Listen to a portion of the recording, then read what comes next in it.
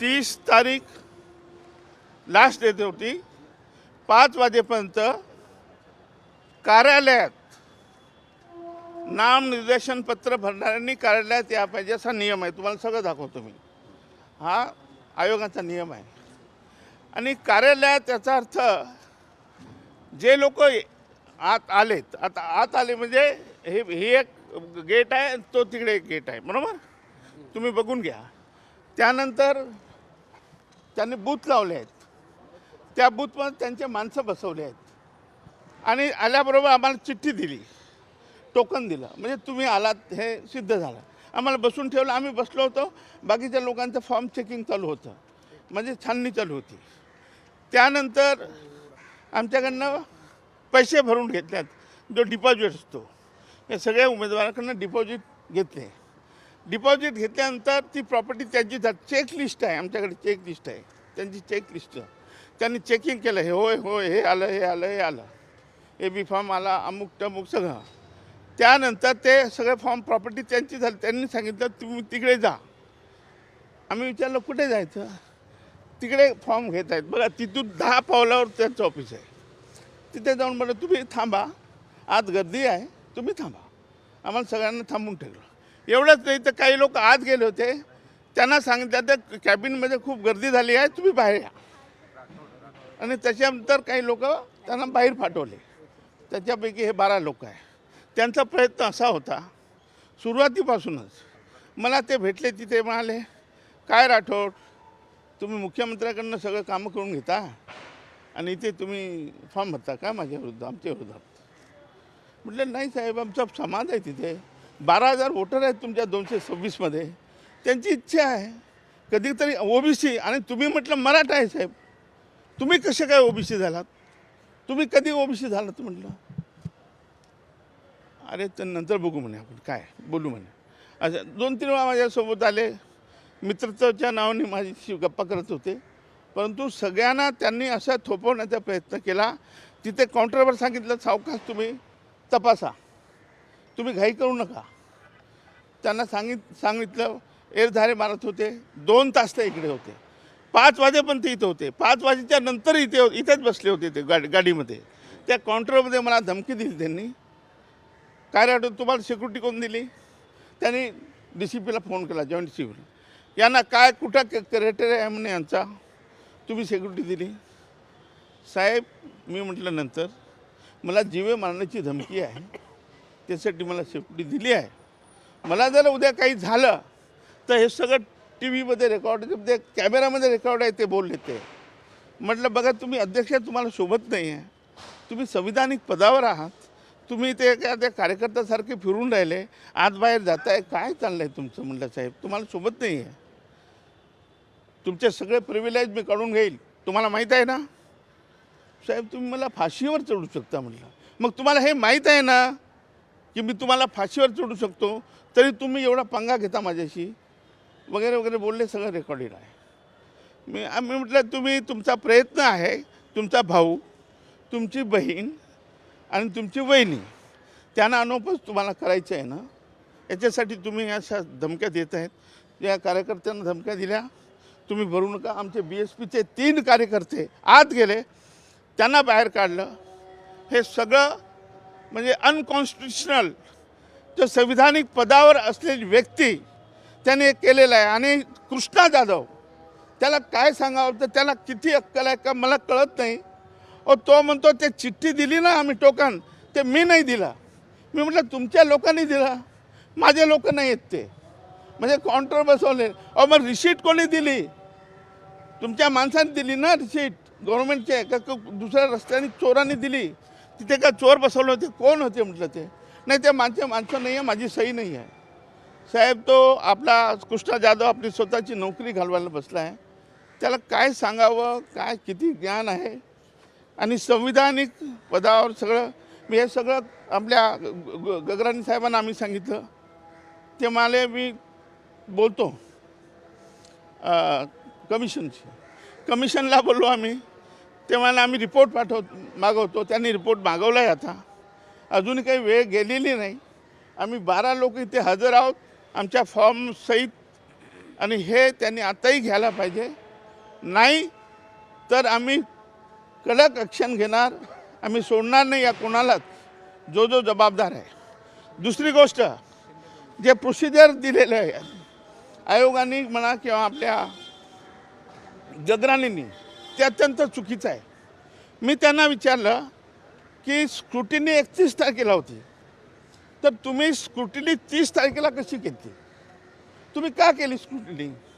तर म्हणे आम्ही स्क्रुटिनी कुठे केली, आम्ही तुम्हाला मदत केली. तुम्हाला आम्ही मदत मागितली होती का की आमचे फॉर्म तुम्ही स्क्रुटिनी करून घ्या? मग तुम्ही स्क्रुटिनीमध्ये 2 तास चालवले. जे लोक आमचे 1 वाजता 1:30 वाजता आले, ते तुम्हीच इमेजिन करा. जे 1:30 वाजता इथे पोहोचले आहेत, त्यांचं स्क्रुटिनी झाली, सगळं झालं, पैसे भरले, ते फॉर्म देणार कसे नाही? काही येडे आहेत काय सगळे? तर 9 वर्ष आधीच थांबले होते. आता प्रत्येकाला वाटतं की आम्हाला हक्क आहे तो, आणि म्हणून हे असंविधानिक गोष्टी झाल्या आहे.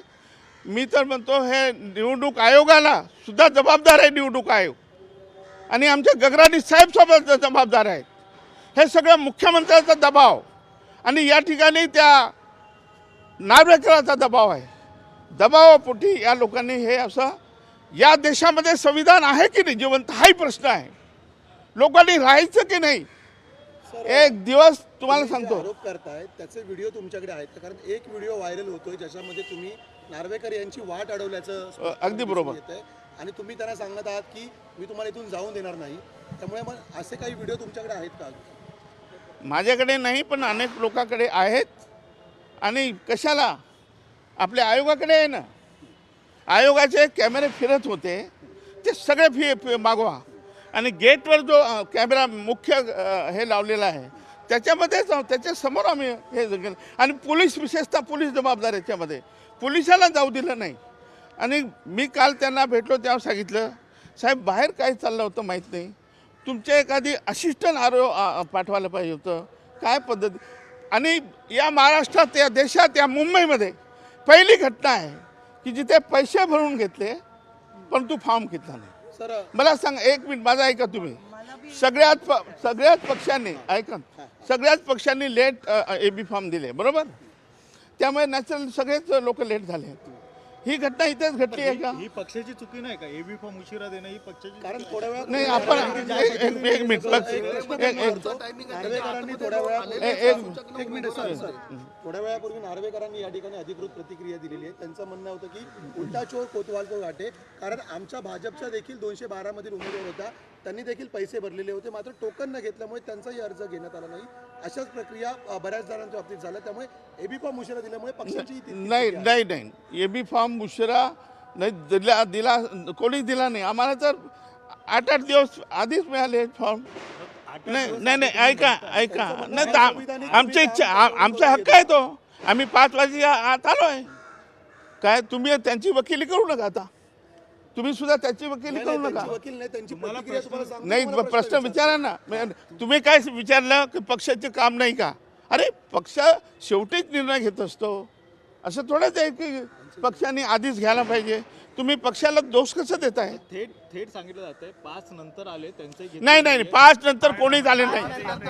5 आरोवरती काय कारवाई करण्याची बघा, आरो याच्यात सस्पेंड व्हायला पाहिजे. काय याच्यात गगराणीला सुद्धा ॲक्शन घ्यायला पाहिजे. कारण याच्यामध्ये कमिशन, निवडणूक आयोग, आम्ही त्यांच्याकडे रितसर तक्रार दिली असताना त्यांनी सगळे फुटेज मागून घ्यायला पाहिजे. आत्ताही आम्हाला न्याय देऊ शकतात. 3 वाजता विड्रॉला आम्ही काही विड्रॉल करणार नाही. आमचे फॉर्म सगळे इंटेक आहे, तुम्हाला दाखवतो. हे फॉर्म हे त्यांची प्रॉपर्टी आमच्याकडे कशी दिली त्यांनी? त्यांची प्रॉपर्टी आहे ही. ज्यावेळेस त्यांनी फॉर्म घेतला याचा अर्थ काय होतो? जर पकडा, फॉर्म घेतला, सगळं झालं, रिसीट दिली. आता याच्यानंतर तुम्हाला आणखी काय पाहिजे देवा? हां, ही रिसीट. एक मिनिट. हे बघा, ही रिसीट गव्हर्नमेंटची रिसीट आहे. 2500 रुपये भरून घेतले, बरोबर? ही चेकलिस्ट. 1 मिनिट जरा पकडावं कोणतरी. हे पेपर तो म्हणतो हे चीक मी ते सही केली नाही. अरे तू सही केली नाही, पण तुझे पेपर आहे ना बाबा, हे ते आमच्याकडे कसे आले? हे ते हो हे ते त्याने लिहिले. हे चेकलिस्ट, हे सगळ्याकडे चेकलिस्ट आहे. त्यांच्या अधिकाऱ्यांनी चेक केले. हा त्यांच्या अधिकारी. तो म्हणतो हे माझे अधिकारी नाही, माझे नाही. तो म्हणतो ही चिठ्ठी दाखव कोणाकडे आहे. टोकन दाखवा. माझी फाईल कुठे आहे? द्या ना. टोकन दाखवा. हे टोकन पण आम्ही दिलेलं नाहीये म्हणतात ते. हे टोकन म्हणतो आम्ही हे जे टोकन आहे त्यांचं म्हणणं असं आहे की आम्ही हे टोकन दिलेलं नाही. जेणेकरून प्रत्येक उमेदवाराला हे टोकन दिलं गेलेलं नाही. माझी सही आहे का? आरो म्हणतो माझी सही आहे का? अरे तू कशाला बसवलंस तिकडे? मग तुझी सही नाही, तुझे माणसं बसवले ना, महानगरपालिकेचे माणसं बसवले. तुम्ही असं कसं म्हणतात की हे टोकन मी दिलं नाही? तर हे सगळं जे काही झालंय ना, हे असंविधानिक आहे. आमची विनंती आहे आपल्या मार्फत, आणि त्या आयोगाला सांगा हे अर्ज आताही तुम्ही घेऊ शकता. इंटेक आमचे सगळे अर्ज आमच्याकडे, यांनी फक्त घ्यायचे, लिस्टमध्ये घ्यायचे. आम्ही काही विड्रॉ करणार नाही. कोणी आमचं नाव आलं पाहिजे, आम्ही निवडणूक लढणार आहोत. आणि ज्या पद्धतीने आज जर नार्वेकरांच्या भावाचा अर्ज अनफोज जर झाला तर हे निश्चित आमचं प्रूव्ह झालं आहे, हे नार्वेकरांनीच घडवून आणलेलं आहे.